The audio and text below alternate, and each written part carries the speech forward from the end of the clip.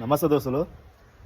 ఈ వారం 10 రోజులు నెక్స్ట్ ఉగాది పండుగ ఉంది కాబట్టి ఈ మధ్య అనుభవించిన బాధ, స్ట్రెస్ ఇంతవరకు అనుభవించలే.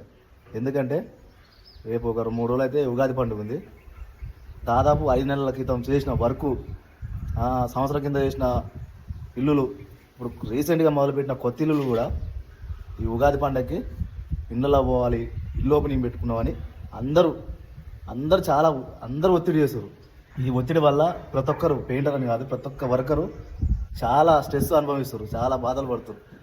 చాలా బాధలు అంటే ఒక్కసారి అందరు మీద పడితే ఎట్టుంటుందో అంతే అయింది పరిస్థితి. అటు పోలేక ఇటు పోలేక నలిగిపోతుర్రు.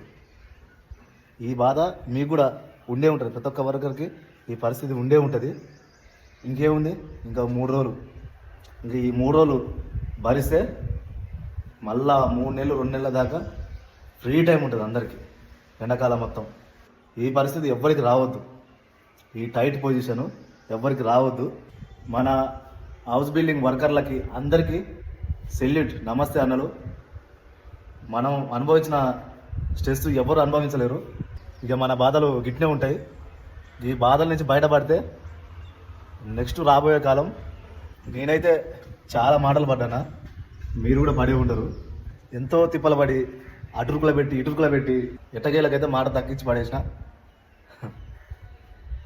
ఈ హౌస్ 2 డేస్లో ఓపెనింగ్.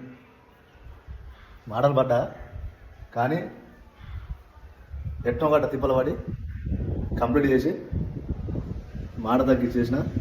వీళ్ళు సంతోషంగా రేపు ఎల్లుండి ఓపెనింగ్ పెట్టుకుని ఇళ్ళలో పోతారు.